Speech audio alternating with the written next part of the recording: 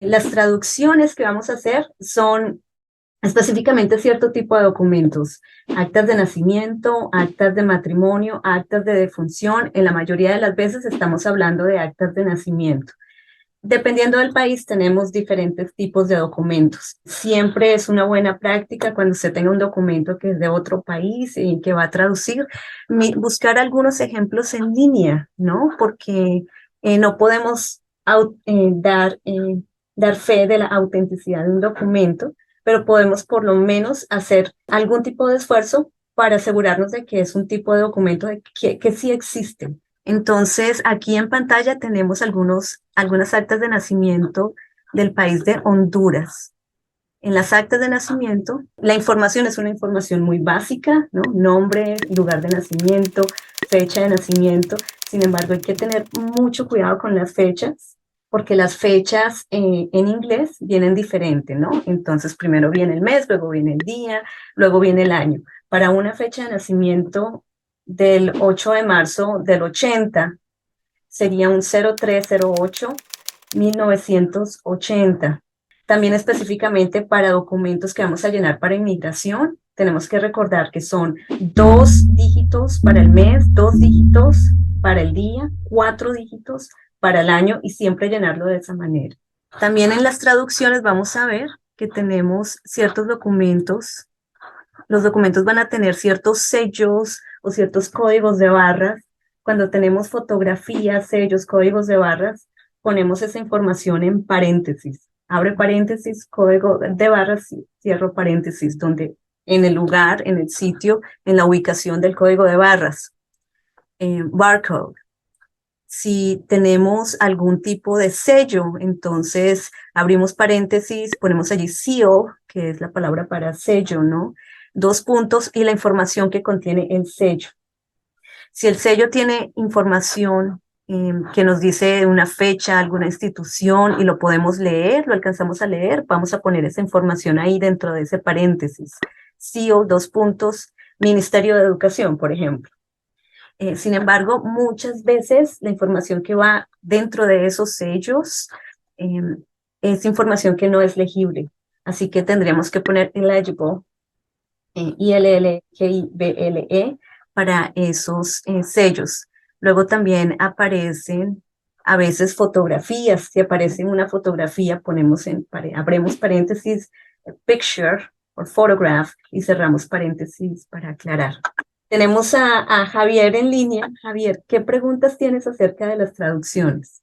Caso de los sellos, por ejemplo, técnicamente esta parte del seal, o podemos cortar el sello del original y pegarlo en el documento.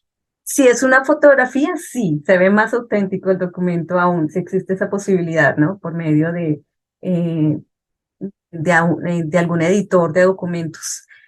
Pero si tuviéramos ese editor de documentos, podemos copiar, por ejemplo, en el documento, en el acta de nacimiento de Honduras, hay una como a manera de fotografía, es un símbolo del RNP, que es la institución que lleva la información de todos los nacimientos de funciones en ese país, en Honduras.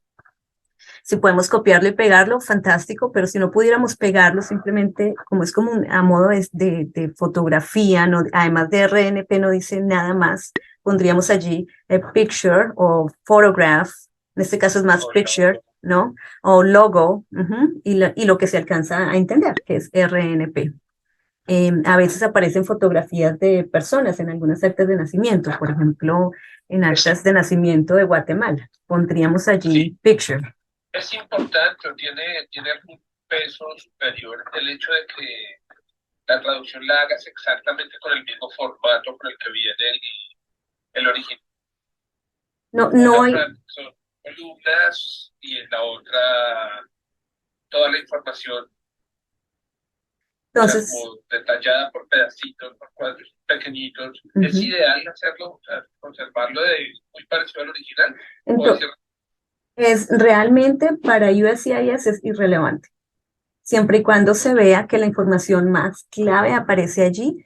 El tipo de cosas, detallitos que definitivamente yo quiero incluir es, por ejemplo, en las actas de nacimiento de Guatemala existe un verificador o número de verificación.